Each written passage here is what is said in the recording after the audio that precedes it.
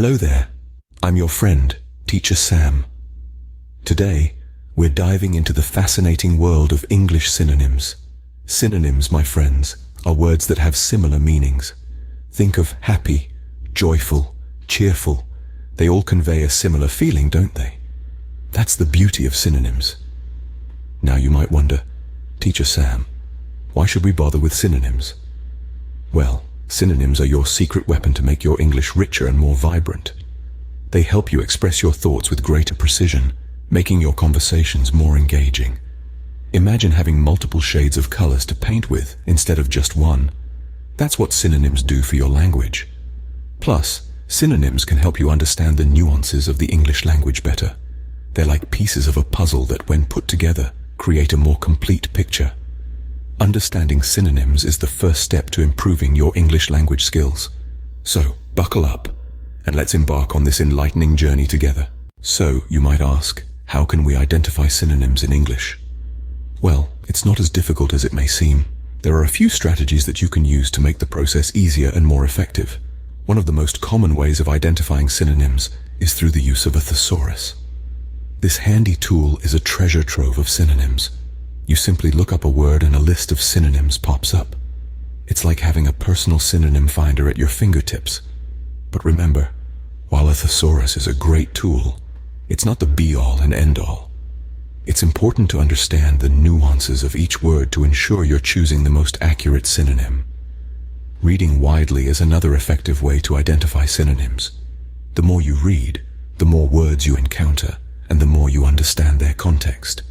You'll naturally come across synonyms as you delve into different books, articles, and other written materials. Take note of new words and their synonyms to expand your vocabulary. Practicing with synonym worksheets or online quizzes can also be beneficial.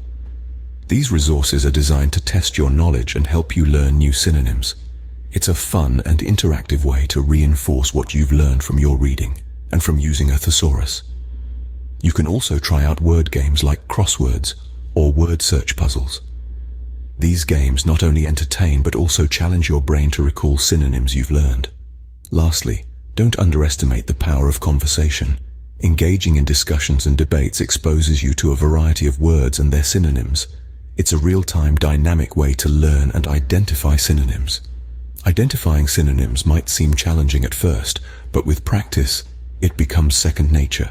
So, keep practicing, keep exploring, and keep expanding your vocabulary. Remember, the journey to mastering synonyms is not a sprint, it's a marathon. And like any marathon, it requires persistence, patience, and a whole lot of passion. So, let's keep going, shall we? Knowing a list of synonyms is great, but knowing how to use them in context is even better. In the fascinating world of English language, synonyms are much like spices in a dish. Just as the right spice can elevate a dish, the right synonym can enhance a sentence. But, like with spices, it's not just about knowing them.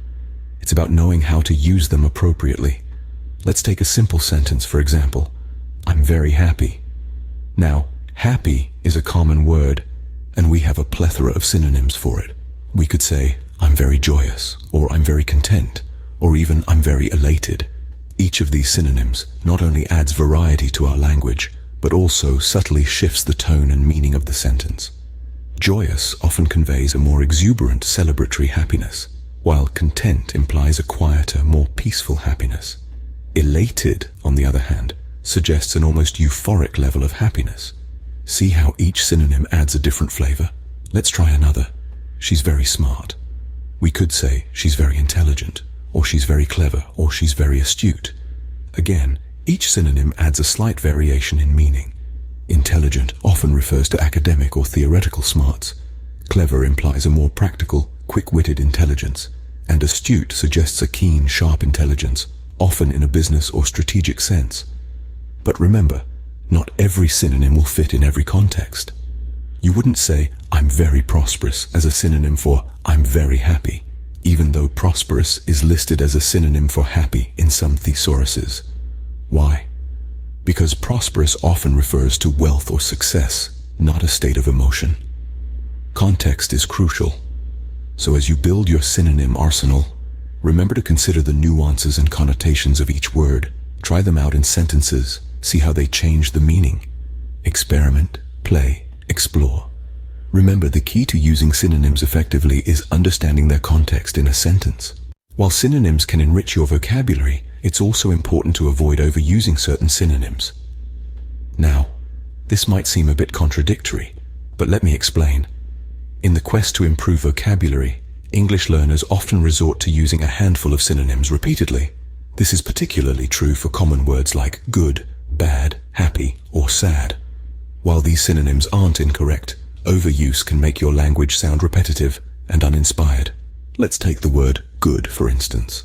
A common synonym is nice, but how many times have you heard or read the phrase, "It's a nice day"? Probably more times than you can count. So instead of nice, why not try splendid, marvelous, or excellent? All these words mean good, but they add a touch of diversity to your language. The same goes for bad.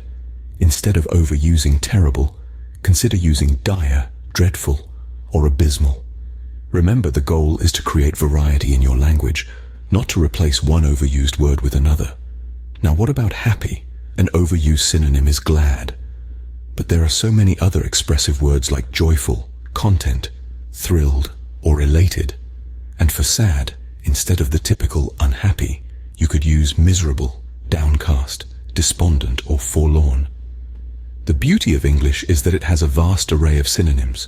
Each word carries its own shade of meaning, allowing you to express precisely what you want to say. So while synonyms like nice, terrible, glad, and unhappy are perfectly acceptable, don't limit yourself to these. Explore the richness of the English language, and you'll discover a world of words waiting to be used. Remember, overusing certain synonyms can make your language sound monotonous.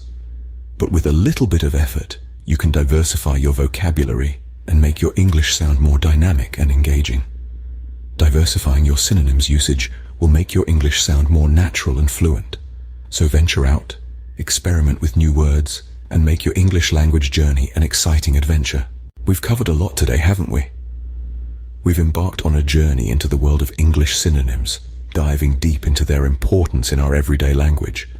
We've explored how understanding and identifying synonyms can greatly enrich your vocabulary, allowing you to express yourself more clearly and concisely. We've also delved into the use of synonyms in context, discussing how swapping out overused words for their lesser-known counterparts can add a fresh perspective to your conversation or writing. In addition, we've shared valuable tips and strategies to help you avoid the trap of repetitive synonyms, keeping your language interesting and engaging. But remember, like any skill, mastery comes with practice. It's essential to keep exploring, discovering, and using new synonyms in your everyday English.